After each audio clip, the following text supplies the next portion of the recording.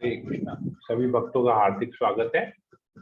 आज बहुत ही पावन अवसर एकादशी की इस पावन तिथि पे हम लोग एकादशी की महिमा, मोहिनी एकादशी महिमा को हम लोग पढ़ेंगे यहाँ पर।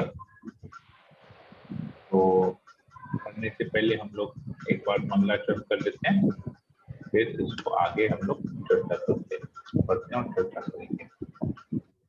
ओम ज्ञानतिमिरान्धस्य ज्ञानाञ्जनशलाकया चक्षुरुन्मीलितं येन तस्मै श्रीगुरुवे नमः।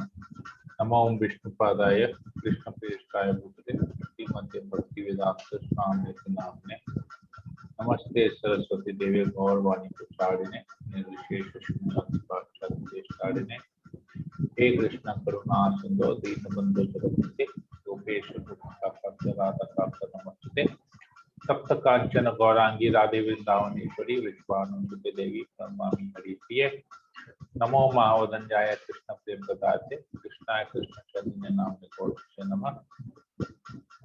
वाञ्छा कल्पतरुभ्यश्च कृपा सिन्धुभ्येव च पतितानां पावनेभ्यो वैष्णवेभ्यो नमो नमः।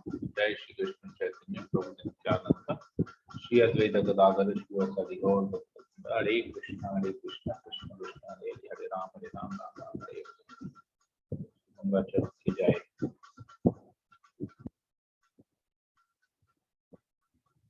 मोहिनी एकादशी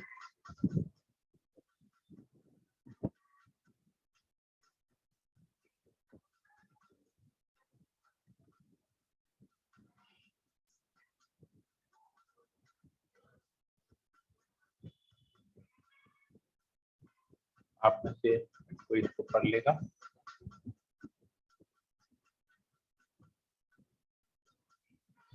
प्रभु जी पढ़ रहे हैं। हरे कृष्ण प्रभु जी दंडवत प्रणाम।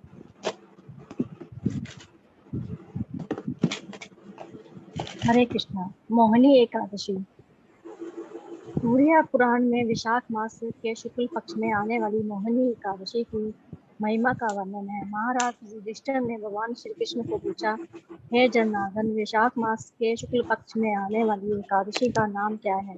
इस व्रत का पालन कैसे करें? इसे करने से क्या पुण्य प्राप्त होता है? कृपया आप विस्तार से कहिए। भगवान श्री कृष्ण ने कहा, हे धर्मपुत्र, ध्यान से सुनिए। जो कथा विशिष्ट मुनि ने प्रभु रामचंद्र को सुनाई थी, वह मैं आपको कहता हूँ। पूर्व काल में प्रभु रामचंद्र वशिष्ठ महाराज को पूछने लगे, हे आदरणीय ऋषिवर, सीता के विरह से मैं अत्यंत निराश हूँ। कृपया आप हमें ऐसा व्रत बताइए जिसके प्रभाव से सब पापों से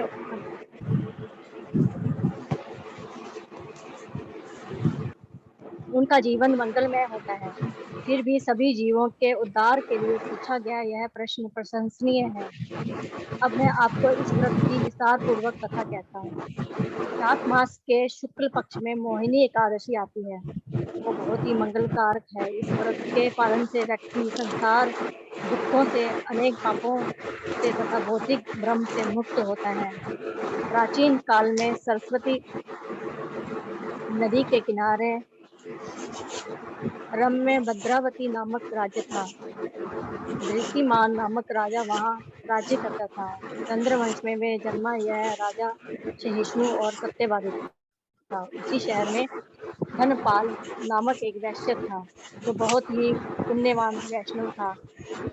जनहित हेतु उस भक्त धनपाल ने नगर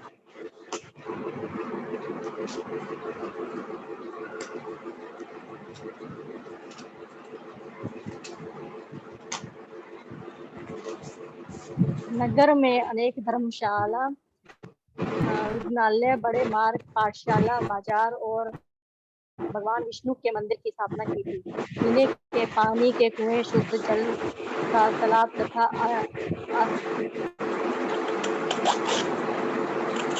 प्रभु इंद्र माता जी के घर से बहुत आवाज आ रहा है।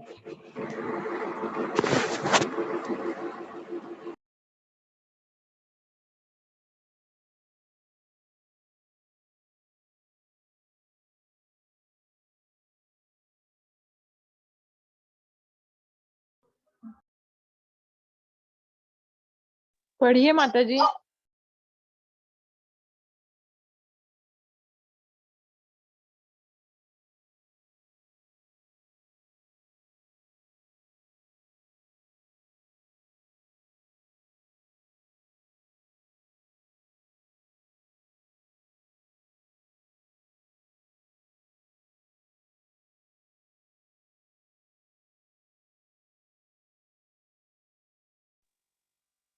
आशा रानी माता जी लेफ्ट हो गई, नेटवर्क प्रॉब्लम है शायद। कोई और हाँ पढ़ माता लेगा जी, इसको? हमारे घर में तो कोई है नहीं, अकेले हम कोई हैं, पढ़ कहाँ लीजिए, आवाज कोई और समझ पढ़ में। लेगा? मैं पढ़ती हूँ प्रभु जी। पीने के पानी के कुएं, शुद्ध जल का तालाब तथा अन्य छन पूरे नगर में बनाए थे। इस प्रकार जन कल्याण के लिए अपने धन का उपयोग योग्य तरीके से करते हुए अपना नाम धनपाल सचमुच सार्थक किया। सबका हित चिंतन वाला, सबके ऊपर प्रेम रखने वाले इस वैष्णव के 5 पुत्र थे। समन, धृतुमन, मेधवी, सुकृति और दृष्ट बुद्धि, ये उनके नाम थे। इन सभी में धृष्ट बुद्धि बहुत पापी और दुराचारी था। दुष्ट व्यक्तियों का संग, व्यभिचारी स्त्रियों का संग, निष्पाप पशु की हत्या, मांस, मदिरापान करना, इन सब पाप कृत्यों से वह अत्यंत पापी और दुराचारी बना था। अपने परिवार के लिए वह कलंक था। देवता, ब्राह्मण, बुजुर्ग तथा अतिथियों को कभी आदर नहीं देता, सदा पाप करने में रत था। एक दिन मार्ग पर वैश्या के कंधे पर हाथ रखकर जाते हुए उसके पिता धनपाल ने देखा और उन्हें बहुत दुख हुआ। उसी दिन उन्होंने दृष्ट बुद्धि को घर से बाहर निकाला। इसीलिए दृष्ट बुद्धि अपने माता पिता, भाई, रिश्तेदार और वैश्य समाज से अलग हुआ और हर एक के तिरस्कार का विषय बना। पिता के निकालने से दृष्ट बुद्धि घर से बाहर जाकर ज्यादा पाप कृत्यों में व्यस्त था। खुद के वस्त्र और धन बेचकर जो भी मिला वह सभी उसने पाप कृत्यों में लगाया। अंत में जब धन खत्म हुआ तो निर्धनता के कारण उसकी हालत भिखारी जैसी हुई। अन्न न मिलने से उसका शरीर कमजोर हो गया। उसके सभी धृत्य मृत्यु ने बहाने बनाकर उसका त्याग किया। दृष्ट बुद्धि को अतिशय चिंता हो रही थी। भूख से वह व्याकुल हो रहा था। अब मुझे क्या करना चाहिए? अन्न और धन कहाँ से प्राप्त होगा? इन प्रश्नों को सोचकर वह अशांत हो रहा था। आखिर उसने चोरी करने का निश्चय किया और शुरुआत भी की। बहुत बार राजा के सिपाही उसे पकड़ने के बाद भी उसके पिता का मान और बड़प्पन देखकर छोड़ देते, फिर भी उसने चोरी करना बंद नहीं किया। एक मिनट प्रभु जी, आया, घर में बेल बजा।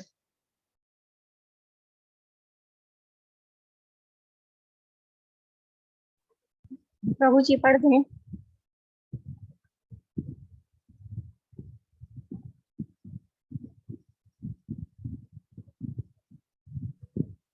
पढ़ लीजिए। जी प्रभु जी, सॉरी प्रभु जी, उस टाइम नेटवर्क चला गया था। कोई दिक्कत नहीं, पढ़ लीजिए। एक बार विशेष चोरी करते समय वह पकड़ा गया। तब राजा ने उसे कहा, हे मूर्ख, आज तुम इस राज्य में नहीं रह सकते क्योंकि तुम महापापी हो। मैं तुम्हें अभी छोड़ रहा हूँ। तुरंत इस राज्य के बाहर चले जाओ। तुम्हें जहाँ जाना है तुम जा सकते हो। फिर से सजा मिलने के भय से दृष्ट बुद्धि राज्य के बाहर गहन वन में गया। अविवेक के कारण निष्पाप प्राणियों की हत्या करके उनका कच्चा मांस वह खाने लगा। किसी शिकारी की भांति हाथ में धनुष लेकर वह वन में पाप कृत्य करते भटकने लगा। दृष्ट बुद्धि हर समय दुखी और चिंतित रहता, परंतु एक दिन उसके पिछले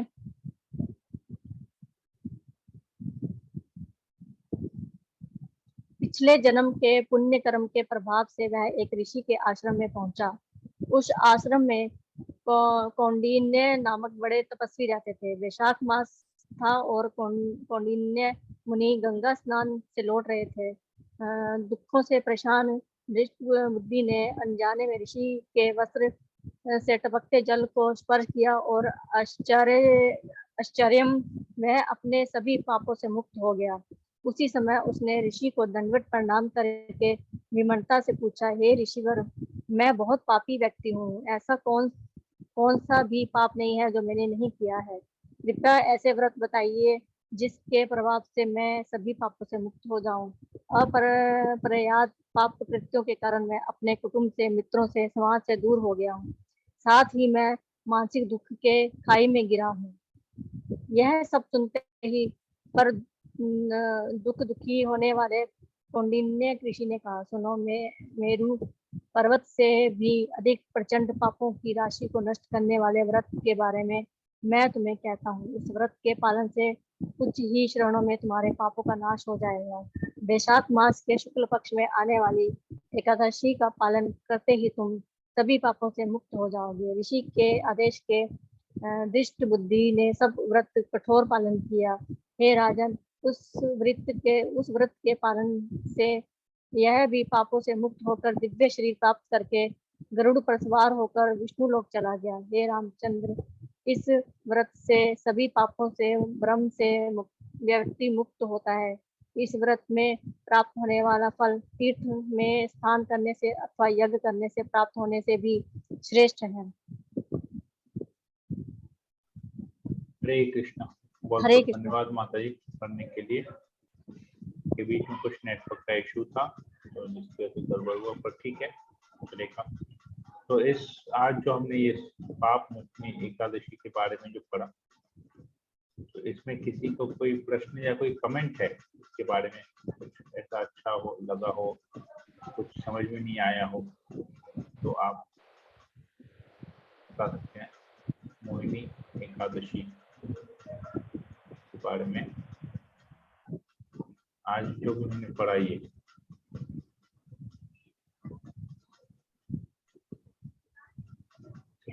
कोई प्रश्न, कोई कमेंट, किसी को कुछ पूछना है?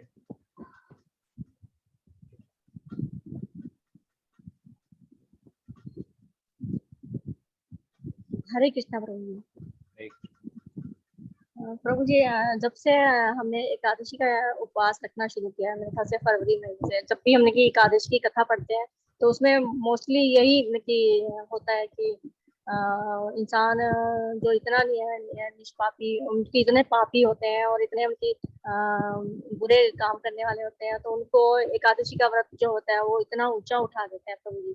बल्कि सब में ऐसा ही है। तो कृष्ण जी ने अपने भक्तों के लिए ये सारी एकादशियों के लिए, उनके लिए दिया है ये सारी चीजें। भक्त एकादशी क्यों पालन करते हैं उसके बारे में मैं हर बार बताया हूँ। भक्त जो है पाप मुक्त होने के लिए एकादशी पालन नहीं करते। ये भक्त पाप करते नहीं है।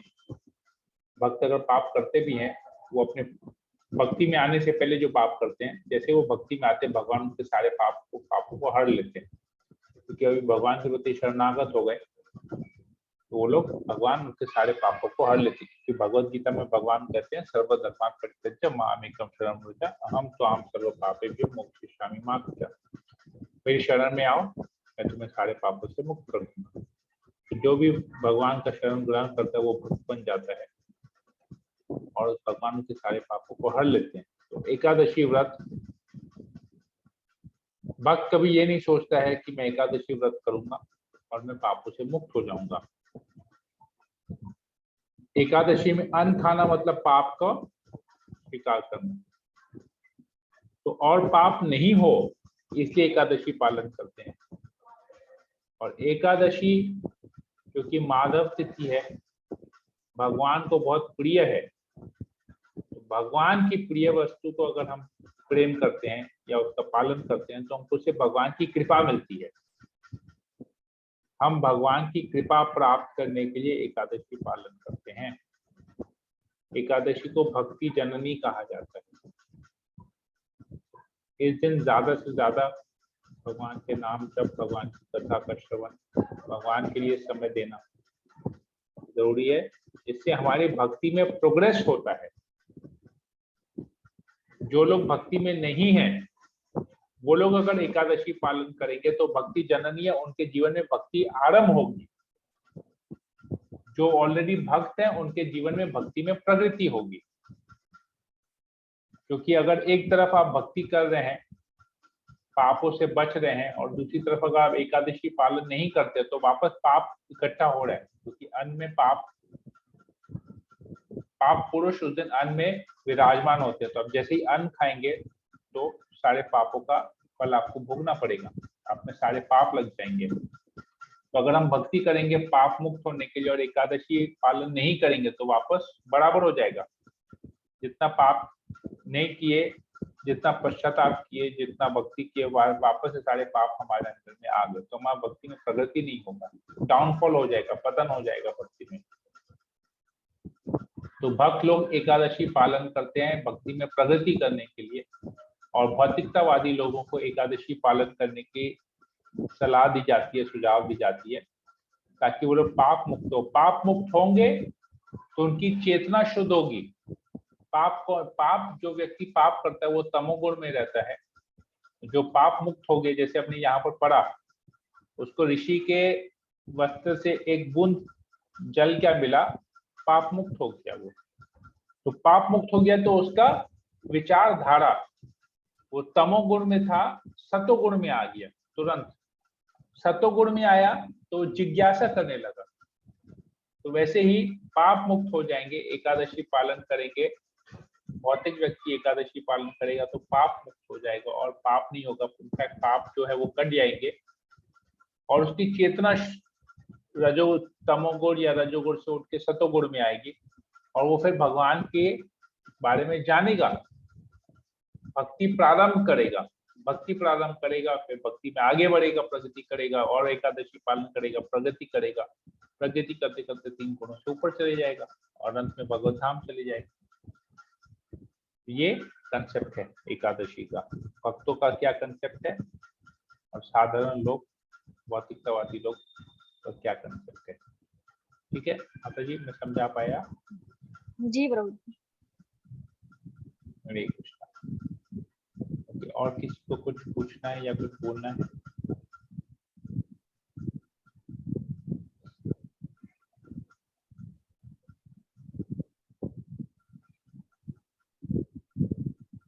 देखिए यहाँ पर भी एक प्रसंग आया जहाँ पर भगवान कृष्ण युधिष्ठिर महाराज को बता रहे हैं, और क्या बता रहे हैं, वशिष्ठ ऋषि ने प्रभु रामचंद्र को बताया। तो भगवान है, भगवान को सब कुछ पता है, फिर भी भगवान ऋषियों का, मुनियों का, ब्राह्मणों का आदर करते हैं, उनसे ज्ञान लेते हैं। हालांकि भगवान को सब कुछ पता है, फिर भी भगवान अपने भक्तों के गुणों को ऊंचा करने के लिए, भक्तों को यश प्रदान करने के लिए भक्तों के मुख से इस प्रकार की कथाओं का श्रवण करते हैं। तो भगवान एग्जाम्पल सेट कर रहे हैं कि हमको शुद्ध भक्तों के मुंह से कथा श्रवण करनी चाहिए। भगवान एग्जाम्पल सेट कर रहे हैं कि जब मैं भगवान के सब कुछ जानकार होने के बावजूद भी अगर मैं कर रहा हूँ ये चीज, तो तुम लोग को, मैं परमात्मा होने के बावजूद भी ये कार्य कर रहा हूँ, तुम लोग तो केवल जीव आत्मा, छोटा सा अंश हो, तो तुम लोगों को भी ये करना चाहिए। एकादशी की महिमा सुननी चाहिए, एकादशी व्रत का पालन करना चाहिए। भगवान रामचंद्र सीता के विरह में थे, उन्होंने एकादशी व्रत का पालन किया। तो हम क्योंकि यहाँ पर भगवान से बिछड़ के आए हुए हैं, भगवान से अलग होके आए हैं, भगवान से बिछड़े हुए हैं, अभी हमको भगवान से वापस मिलना है, तो हमको एकादशी व्रत का पालन करना है। ये बहुत सारी बातें यहाँ पर आती हैं, तो समझना चाहिए इन सब चीजों को। और कृष्ण क्योंकि फिर वशिष्ठ मुनि को ग्लोरीफाई कर रहे हैं, रामचंद्र वशिष्ठ मुनि के सुन रहे हैं। कृष्णा नहीं बता रहे हैं कि मैं तुमको बताता हूँ, देखो ये लोगों ने डिस्कशन किया, मैं उनके डिस्कशन को आपको बता रहा हूँ विद एविडेंस। मतलब जो कह रहे हैं विद एविडेंस कह रहे हैं, प्रूफ के साथ कह रहे हैं कि एकादशी आज की नहीं, एकादशी वर्षों पुरानी है, सदियों से चली आ रही है, सनातन है। एकादशी व्रत का पालन करना सनातन धर्म है। ये मुझे समझ में आया, मैंने इसे आप लोग को बताया। इसके अलावा किसी को कुछ पूछना हो आप लोग पूछ सकते हैं।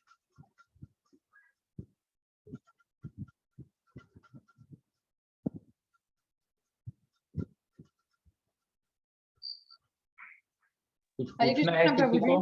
हरे हरे कृष्ण कृष्णा महाराज प्रभु जी। जी, ये जो एकादशी का जो आप स्टोरी बोलते हैं उसका कोई बुक है क्या प्रभु जी? ये एकादशी महात्म्य एक बुक है, वहीं से सारा लिया गया है। मुझे मंगा देंगे प्रभु जी। मेरे पास है, मैं मायापुर से मंगाया हूँ, मेरे पास है, आप ठीक ले है, सकते हैं मेरे से। ठीक है, एकादशी ठीक है महात्म्य है। ठीक है, थैंक यू प्रभु प्रभु। दे दीजिएगा एकादशी के दिन भगवान के सामने बैठ के पढ़ेंगे तो अच्छा लगेगा। हाँ मैं भी। मैं दे दूंगा। और किसी को कुछ पूछना है?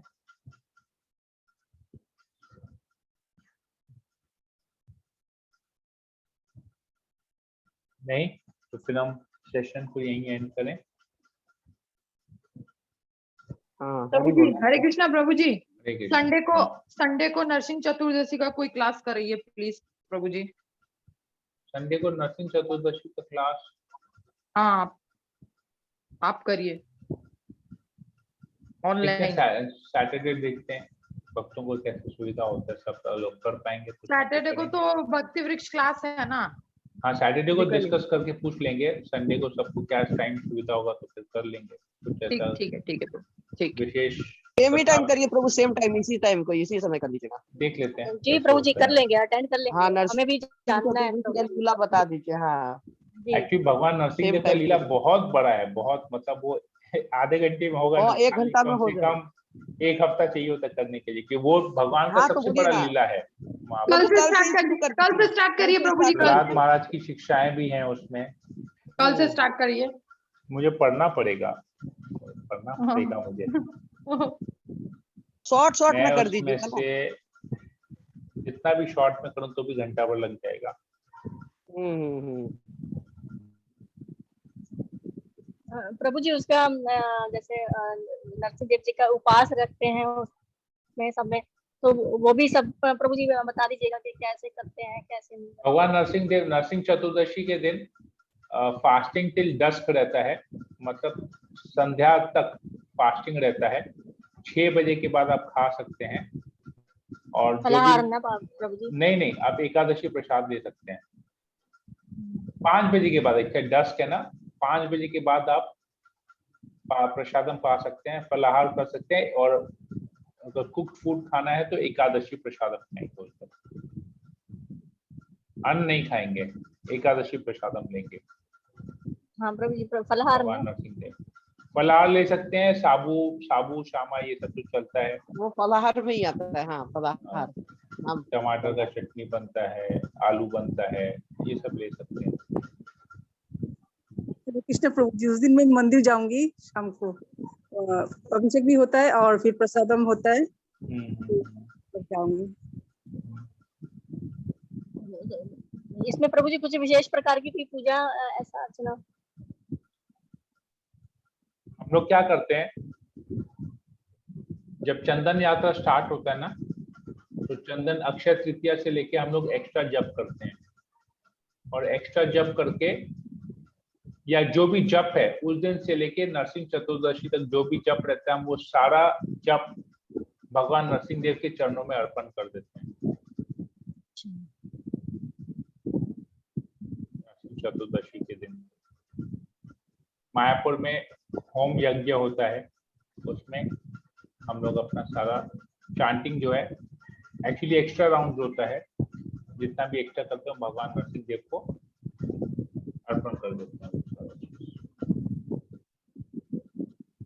ये एक्स्ट्रा होता है, जिन्होंने एक्स्ट्रा नहीं किया है एक्चुअली प्रतिज्ञा करते हैं इस दिन कि हम अभी जितना भी एक्स्ट्रा जप करेंगे भगवान नरसिंह देव को नरसिंह चतुर्दशी के दिन भगवान को अर्पित कर देंगे, ये होता है।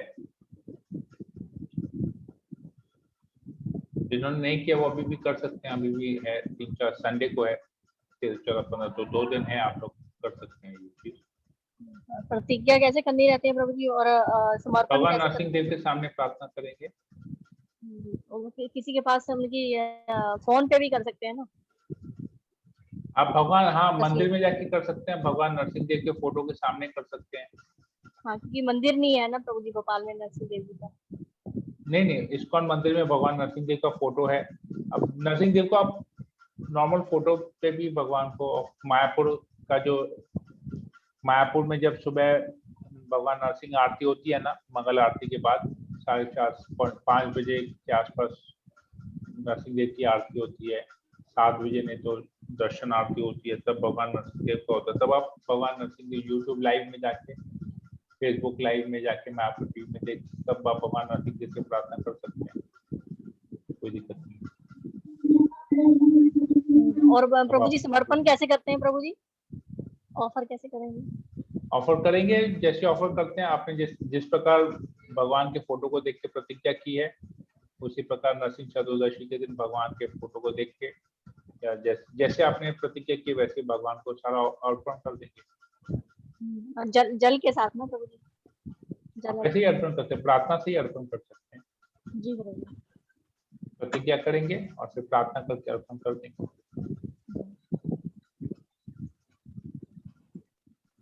ये बेसिक होता है। नहीं तो मायापुर में तो बकायदा यज्ञ होता है, लोग अपना पूरा रिकॉर्ड देते हैं, नाम के साथ, गोत्र के साथ देते हैं। फिर वहां पर जब वो लोग हवन करते हैं, होम यज्ञ करते हैं, तो वहां पर सबके नाम से वो काउंट जो है ऑफरिंग होता है। पर ये बेसिक है हम लोग के लिए, हम लोग घर में रह के कर सकते हैं। ये चीज सिंपल रखना चाहिए।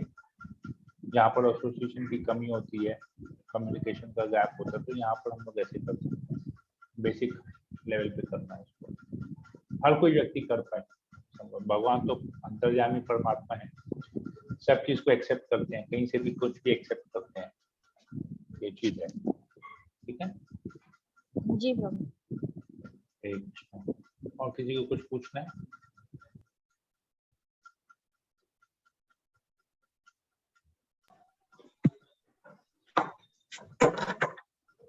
तो मैं सेशन को यहीं पर एंड करता हूँ। वांछा कल्पतरुभ्यश्च कृपा सिन्धुभ्येव च पतितानां पावनेभ्यो वैष्णवेभ्यो अनंत कोटि वैष्णव की जय। श्रील प्रभुपाद की जय। हरे कृष्णा। हरे कृष्ण।